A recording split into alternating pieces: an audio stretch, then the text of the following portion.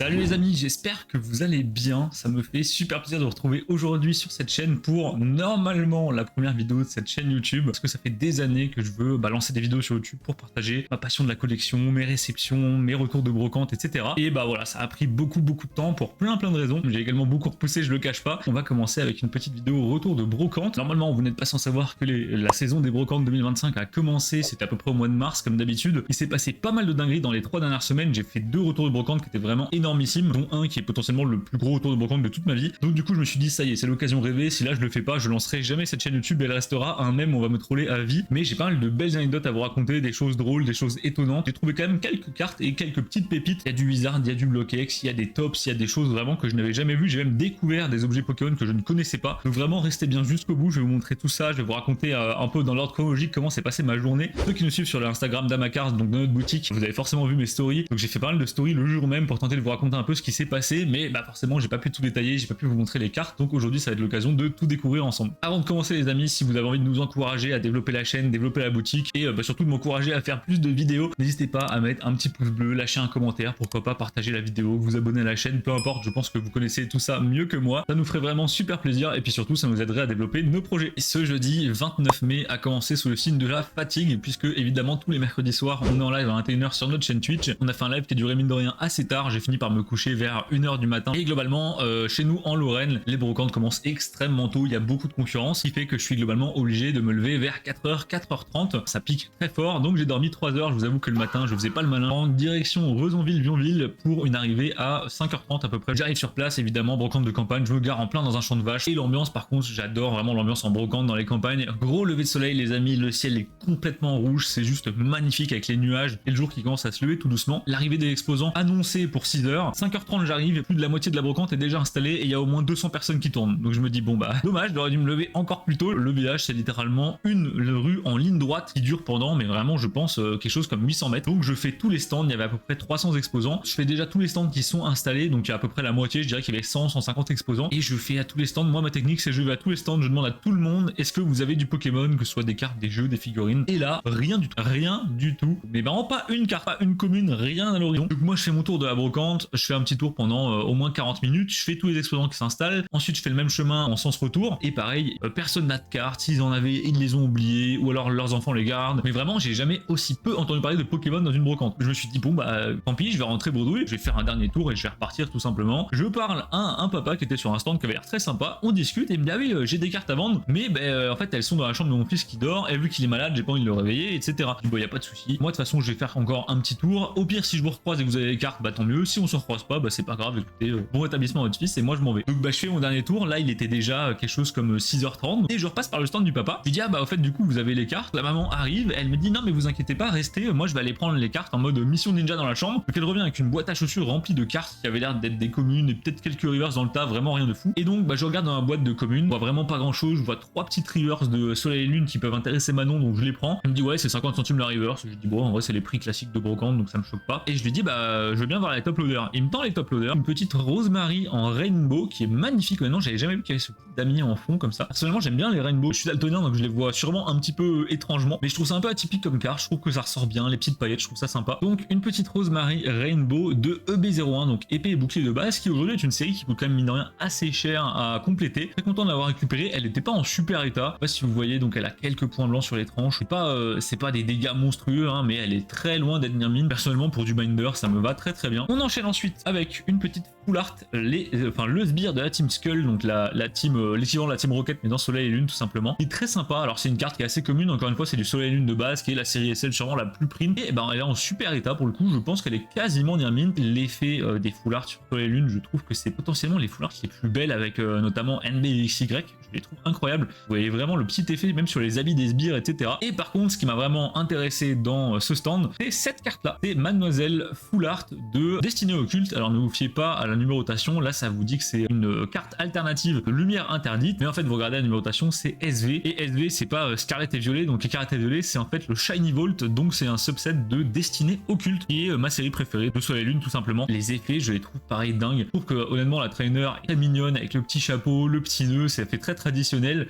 Derrière un petit damier, elle est en un peu moins bon état, vous voyez c'est pareil, c'est un peu du light play de même, voilà elle a des belles rayures bien profondes à l'arrière, mais pareil pour compléter proposer des sets. Aujourd'hui, c'est des cartes en Near-Mint qui sont quand même assez dures à trouver. En tout cas, en brocante, vous tomberez jamais dessus en Near-Mint, ça c'est sûr. Et en neuve, bah, ça coûte quand même déjà 20, 25 euros, 30 euros. Personnellement, ça me va très très bien. Donc, on discute avec le papa. Il était pas très sûr de ses prix et il connaissait pas vraiment voilà, la vente Pokémon, il savait pas trop faire. Et il s'était noté les prix sur une feuille, mais il avait pris tous les prix en Near-Mint. Sauf qu'il m'a dit, bah du coup, rien n'est Near-Mint. Je lui ai demandé, mais pourquoi vous avez pris les prix en Near-Mint? Il m'a dit, bah je savais pas comment faire, comment évaluer l'état. Donc on a discuté ensemble, je lui ai dit, voilà, pour moi, ça c'est du Played, pour moi, ça c'est du Light Played, pour moi, ça c'est du sortie de booster. On s'est accordé sur les prix et il m'a fait au total ces 3 cartes là pour 30 euros, plus ces cartes là qui m'a entre guillemets offert. Donc un petit Raichu Holo Reverse de Invasion Carmin. J'étais pas au courant qu'elle était dans Invasion Carmin. Pour une fois qu'il y a une belle carte dans cette série. Un petit Gouplin Holo de Impact des Destins. Un Plumeline Holo Reverse de Gardien Ascendant. Un petit Soloshi et un Ekaiser qui vient du deck Invasion Carmin aussi. Donc il m'a fait tout ça pour 30 euros. Je trouve que le prix est vraiment très fair. Celle-ci en mine ça doit être une dizaine d'euros. Celle-là je dirais que c'est une vingtaine d'euros. Celle-là c'est une trentaine d'euros. Donc en état un peu moyen, sachant que celle-là est sortie de booster,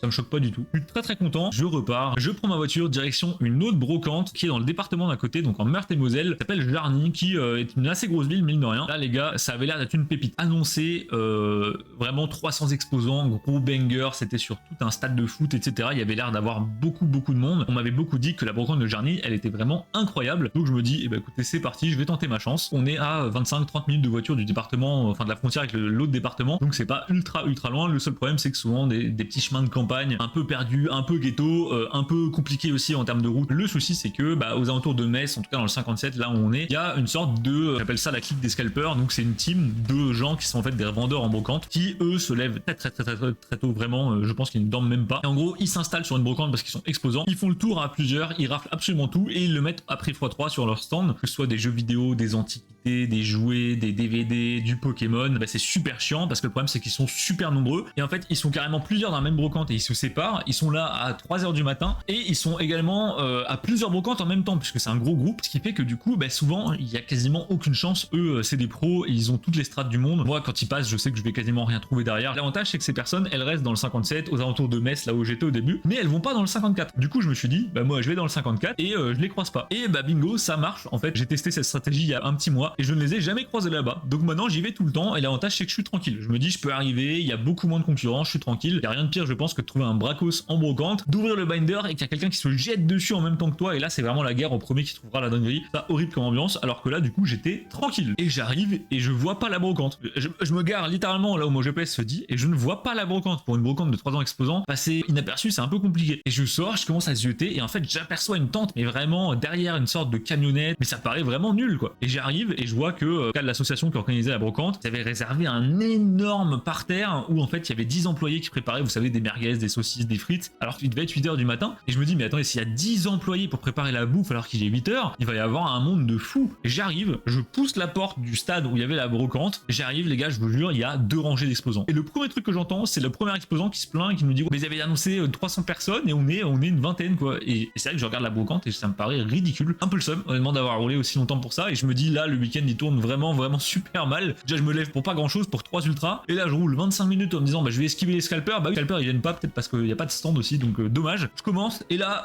inattendu premier stand j'arrive du Wizard. Je comprends pas comment c'est possible, une dame qui vendait des trucs de beauté et j'arrive, il y a des piles de Wizard au milieu et des binders de Wizard. Bon je regarde, les prix étaient pas horribles mais en fait il y avait déjà quelqu'un sur le stand qui était en train de fouiller dans les piles et les prix étaient, je pense que c'était la cote quoi. C'était 1 euro la carte Wizard en état démoli et 2, 3, 4 euros quand les cartes étaient plus propres. Donc j'ai laissé les cartes, je suis parti, je fais mon petit bout, donc je fais déjà 10 exposants donc j'ai fait un tiers de la brocante, je trouve rien d'autre. J'arrive sur un stand, il y a personne, genre il y a la table, elle est remplie d'objets à vendre mais il y a pas la personne. Donc je commence à regarder et au milieu, mais encore une fois je sais pas ce qui s'est passé, une dame qui vendait des boucles d'oreilles et au milieu des boucles d'oreilles des cartes Pokémon dans une sorte de boîte de cosmétiques. Je regarde et là je vois une holo AGSS à 2 euros, je me dis 2 euros ça se prend. Je la sors du binder et elle était mais arrachée, mais j'ai jamais vu ça, c'est-à-dire qu'il manquait complètement le dos de la carte, elle était toute blanche à l'arrière. Donc du coup à ce prix-là je l'ai laissé malheureusement et j'arrive à la dernière rangée d'exposants, je pense qu'il me reste 6 stands avant de partir et là je vois un immense stand Pokémon les gars comme je l'avais jamais vu. Vraiment il y avait 4 tables remplies de binders ouverts, il y avait du récent, il y avait du scellé, il y avait du vintage et je vois que la personne est un pro parce qu'elle vend du Phoenix Shield et vu que nous bah voilà chez Amakaz on est pro, on est partenaire Phoenix Shield, je vois ça direct, je tic, je me dis ok c'est un pro. Et donc j'arrive, je discute avec la personne et j'ouvre un binder qui était posé devant moi, c'était un binder à top loader et la première carte un Kyokstar. Bon il était dans un top loader, dans un binder, c'était un pro, je savais très bien qu'il allait être ultra cher, je demande le tarif, il me dit 700 euros. Voilà, je regarde l'état, je pense que dans cet état ça valait 400 euros, peut-être 500 maximum, mais même moi 500 je l'aurais pas mis. S'il m'avait dit 400, honnêtement je pense pense que je l'aurais pris. Je me serais pas fait chier. Le Kurg était en état LP, mais là 700 euros, c'était hors de question. Il m'a dit c'est négociable, mais voilà, je lui ai fait comprendre que bah là il allait falloir négocier un petit peu trop, quoi. Et en fait, on discute et le gars me dit tous les binders sur le stand, c'est 50 centimes la carte parce que je cherche à me débarrasser. En gros, c'est du bulk que j'ai racheté pour vendre sur Vogt. En fait, c'était un vendeur Vogt qui a quand même mine de rien pas mal d'abonnés, hein. Je crois qu'il en a 6000 ou 7000 et il me dit bah voilà, tous les binders là, c'est que des trucs à vendre et ils sont tous à 50 centimes. J'en ai rien à faire que ça soit du vieux, du moins vieux. Moi, je veux juste me faire de la place. Donc, je vais vous passer un petit peu toutes les cartes que j'ai récupérées. Il y en a énormément. Il y a beaucoup de blocs X, il y a des reverse d'un peu tous les blocs, etc.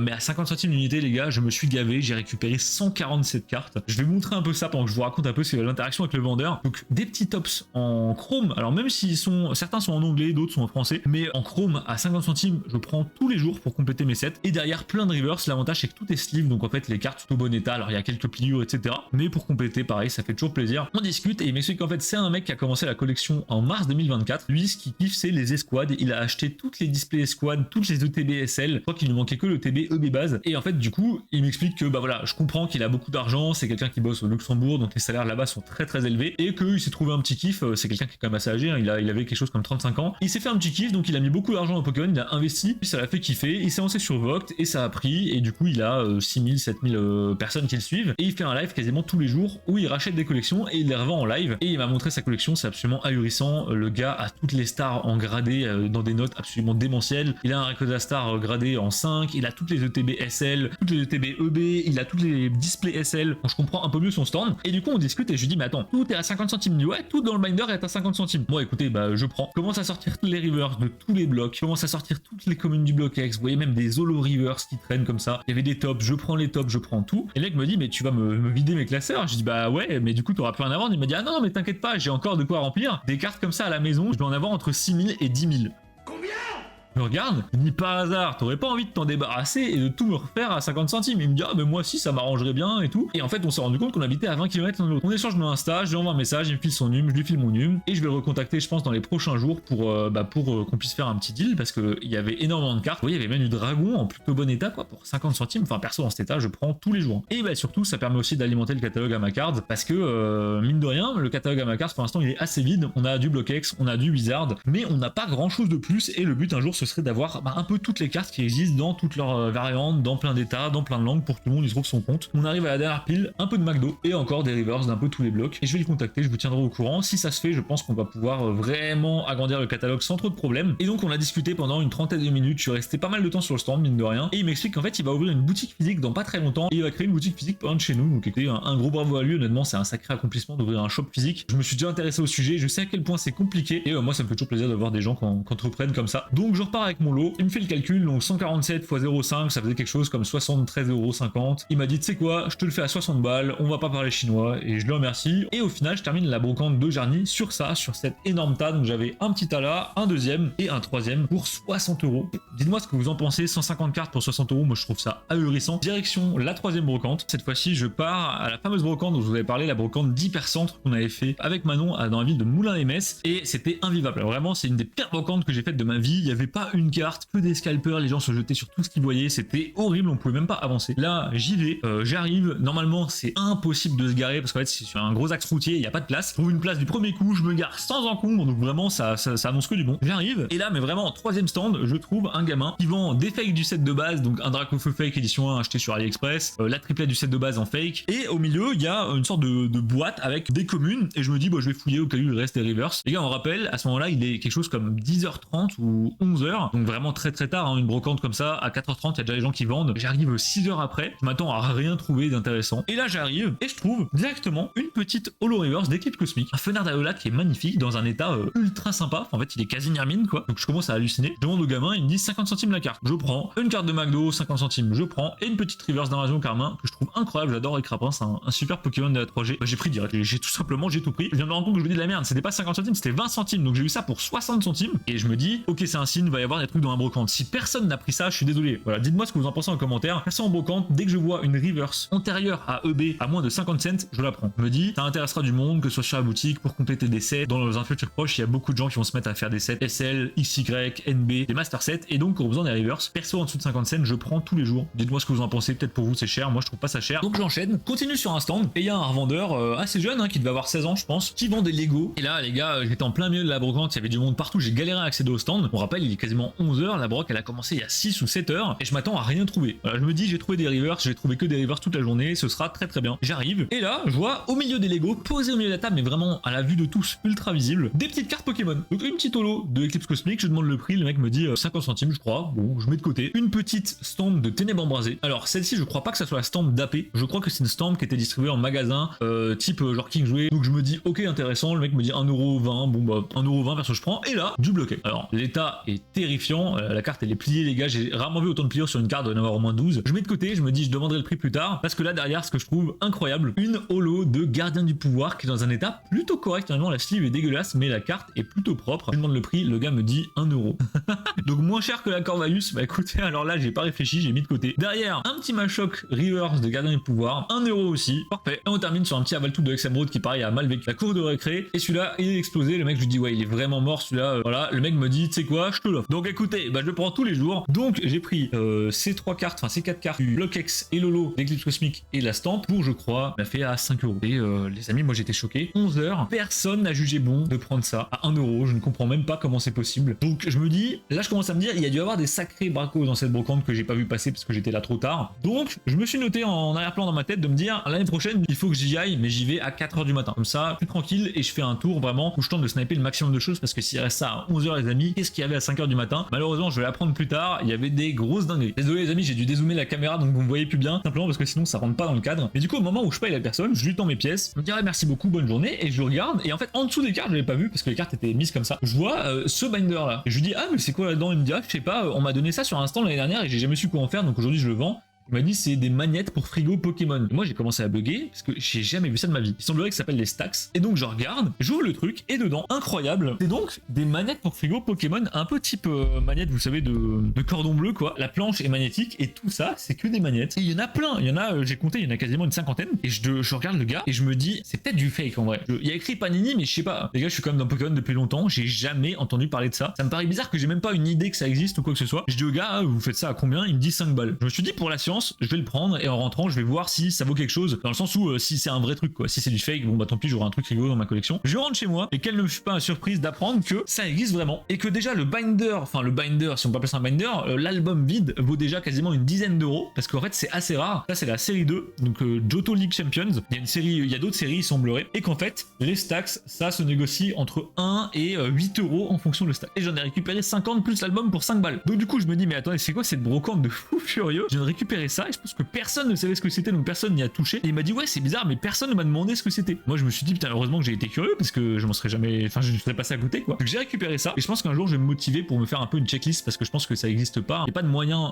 officiel de savoir ce qu'on a, ce qui existe ou quoi. Et je vais tenter de les compléter et de remplacer ceux qui sont vraiment voilà, il y en a qui sont en état un peu piteux comme ce petit Paras. Donc les gars vous l'imaginez, moi je suis super content, je repars tout content avec mon sac qui pèse du coup bien lourd parce que c'est des manettes donc je vous laisse imaginer le poids. Et je me dis bon là j'ai pas retrouvé des trucs et c'est pas possible. Genre j'ai fait 5 stands, j'ai déjà trouvé 2 bracos vraiment du Block-X à 1€, des Rivers à 20 centimes. En fait la brocante elle est très particulière, elle est imbriquée dans une sorte de place qui est dans un château, et dans ce château il y a des sortes de cours intérieures, et à un moment j'arrive dans une excroissance et je vois un énorme stand au fond et je me dis mais juste par curiosité je vais voir ce que c'est parce que le stand c'est le plus grand que j'ai jamais vu de ma vie en brocante. Et j'arrive les gars, j'étais pas prêt pour ça, je vois des binders Pokémon mais vraiment, vous voyez les binders ultra pro, les collectors albums de base là où vous pouvez mettre 1000 cartes dedans, il y en avait je vous jure au moins une cinquantaine, ils étaient tous remplis à ras-bord. J'arrive, j'ouvre un binder par curiosité, je me rends compte que c'est un revendeur et là c'est que du récent. Donc je dis au gars ah par hasard vous auriez des cartes un peu plus anciennes, et le mec il dit ouais j'ai du Block-X, j'ai du Wizard, c'est là-bas de l'autre côté du stand, et il y avait déjà quelqu'un. J'arrive les gars, j'ai halluciné, j'aurais vraiment dû vous prendre des photos. Un binder par série de chaque bloc, du coup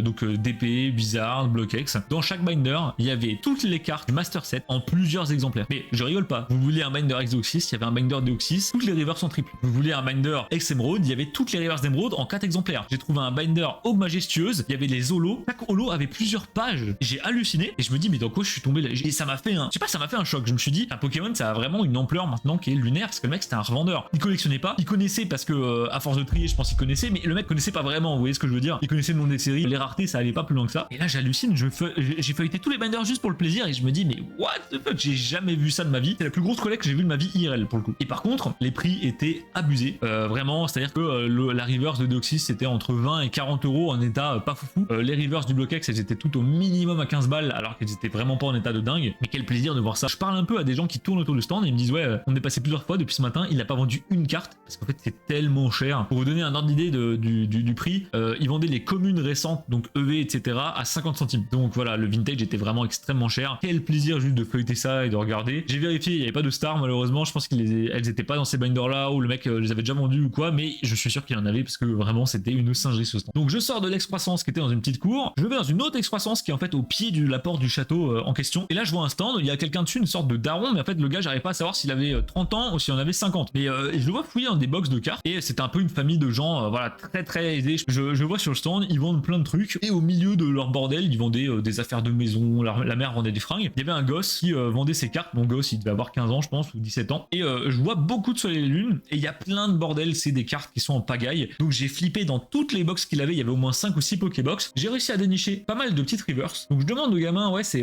combien les reverse, il me dit 50 centimes. Je me dis bon en vrai je joue sur le fait que vu la taille du lot je vais réussir à négocier un petit peu. Il y a des reverse que j'avais jamais vu, il y a des autres que j'avais jamais vu. Ultra Price j'en ai ouvert énormément, pourtant ce Luxray je ne l'ai jamais croisé. Et je prends un peu tout ce qui passe, du tonnerre perdu, ça en brocante les gars faut prendre quand vous voyez vraiment le tonnerre perdu, c'est tellement compliqué à faire aujourd'hui. Un petit Pikachu destiné occulte que j'ai pris pour Manon. Je me dis voilà je vais en prendre plusieurs et je vais négocier à la fin. Un petit Shaymin pour Manon, une Galame holo d'Eclipse Cosmique qui est magnifique. Oh le Nymphali qui est juste sublimissime, je savais même pas que cette carte existait. Et là je me suis rendu compte de la taille du bloc SL, le Zygarde qui est magnifique de Harmonie des Esprits. Le Dialga est une pépite, vraiment un gros Dialga holo reverse de tonnerre perdu à 50 centimes, je prends tous les jours. Et il me restait 4 stands à faire sur la brocante. On marche et d'un coup je vois plein de tables remplies de cartes et j'aperçois un binder rempli de bloc X à rabord. J'arrive, je me rends compte vu les prix que c'est un mec qui connaît. C'est un mec qui avait une très grosse collection, très belle collection. Le mec il avait vous savez les grandes vitrines que par exemple les exposants ont au gala, rempli de boosters vintage, rempli d'X, du bloc X, des X, de diamants et perles, enfin vraiment des grosses dingueries. Il y avait un booster X Deoxys en italien d'ailleurs, ça m'a fait beaucoup rire, mais c'était assez cher, c'était vraiment assez cher. Dans les binders j'ai feuilleté un peu, c'était la cote, et je me suis dit forcément tu peux pas être calé sur toutes les cotes. Je me dis il y avait au moins 500 ultras sur le stand, il y a forcément une erreur de cote dans la première page. Il y a une reverse de Tempête de Sable à 10 euros en état vraiment pas beau, genre damage, c'est les prix hein, ça me choque pas du tout. Et à côté il y a ce petit abo en état qui est vraiment plutôt clean, hein. Bien rayé, voilà c'est les Tempêtes de Sable, mais regardez l'arrière, enfin vraiment plutôt propre quoi, pour 12 euros. Et à côté il y a une carte qui est explosée de la même série pour 10 balles. Moi je sors du binder, je mets de côté, le gars je lui dis ouais tu me la ferais à 10 euros, il me dit ouais je te la fais à 10 euros si tu trouves une deuxième carte qui t'intéresse. Je fais tout le binder, et les gars souvent là où je trouve les erreurs de prix, je vous donne ma petite astuce, c'est les trainers full art de SL et également les Zolo de Expédition et des e-series en général. Et là j'arrive sur une page d'e-series, je me dis c'est sûr il y a une erreur. Je regarde, la Hermure de Expédition en rare est à 10 euros, ce qui est pas trop cher mais j'avais pas envie de mettre 10 euros dans une rare et puis j'étais fatigué, j'avais envie de rentrer honnêtement. Et à côté Lolo est à 30. Comment vous dire que ça ne vaut pas du tout 30 euros, mais on est plus aux alentours de je pense soit une soixantaine sans trop de problèmes, voire peut-être même 70. L'état est plutôt bon, on est sur du play je dirais, et je vois ça à 30 euros. Je la sors direct du binder, je prends ça, je lui dis du coup 40 pour les deux, ok, je pars avec ça. Un plaisir de voir ces pépites en brocante, vous savez je suis un grand fan de e-series et notamment d'Expédition qui est une de mes séries favorites. Et à 30 euros, mais je prends tous les jours, et même si elle était à 40 ou 50 je pense que je l'aurais prise. Mais quel plaisir de voir ça, c'est pas des cartes qu'on croise souvent, mais chez nous, vu qu'on n'est pas loin de la frontière belge où il y a un gros stock d'Expédition, et ben on en croise assez souvent mine de rien, des Zolos d'Expédition, et c'est tout le temps mal pricé, donc bah à chaque fois je me fais plaisir. Donc j'ai pris ça, ce sera pour vous directement disponible sur le shop, donc karmacards.com. Dès qu'on aura eu le temps de la mettre en ligne, ça va pas être tout de suite, je vous préviens, mais au moins ça fait du stock. Donc voilà. Donc les amis, j'ai pris mes cartes, j'ai payé, très content de mon retour de brocante. Je vous ai fait des petites stories et beaucoup de gens m'ont dit ah ben ce serait sympa que tu me montres les cartes, etc. Mais sur Insta c'est pas pratique, la story elle reste pas longtemps, et je me suis dit c'est l'occasion de rêver de lancer cette chaîne. J'espère que ça vous plaît en tout cas les retours de brocante. J'ai l'impression que ça fonctionne beaucoup sur YouTube. Je fais pas ça parce que ça fonctionne, mais au moins ça veut dire que c'est des vidéos qui plaisent, et moi ça me fait plaisir de faire des trucs qui vous plaisent. Donc voilà les amis, j'espère que ça vous a plu. N'hésitez pas à me dire un peu en commentaire ce que vous en pensez. Est-ce que j'ai trouvé des belles cartes selon vous? Est-ce que c'était un bon week-end de brocante ou est-ce que c'était un big flop? Au total j'ai récupéré je crois 210 cartes. Moi je suis plutôt content. J'avais calculé en tout, je crois que ça m'a coûté 120 euros, 160 euros, quelque chose comme ça. Donc j'ai pas tant dépensé que ça. Ça peut paraître énorme, hein. Je dis pas que 120 euros c'est une petite somme, mais je dis juste que à l'échelle de quelqu'un qui a une boutique pour faire de l'achat-revente, c'est pas non plus monstrueux. Mais moi je trouve que je m'en suis super bien sorti. Ça partait très mal honnêtement, hein. J'avais vraiment le seum de m'être levé à 4 heures. Et au final ça s'est bien conclu. Notamment même pour l'année prochaine, commencer par la brocante de Moulins-les-Metz, commencer par l'hypercentre et y aller très tôt, et plutôt miser sur l'après-midi ou en tout cas le fin de matinée entre midi pour aller faire les brocantes un peu plus perdues parce qu'il y aura peut-être les familles avec les enfants, etc. Donc voilà, les amis, merci infiniment d'avoir suivi la vidéo jusqu'au bout si vous êtes encore là. Merci à tous ceux qui soutiennent le projet Amacard. Si vous prenez le temps de mettre un petit like, un petit commentaire, ça nous fait vraiment super plaisir. Je vous souhaite une très bonne journée. Merci encore de nous soutenir, de nous suivre dans toutes nos aventures avec Amacard. C'est vraiment juste incroyable. On se dit à très bientôt pour une autre vidéo et ciao!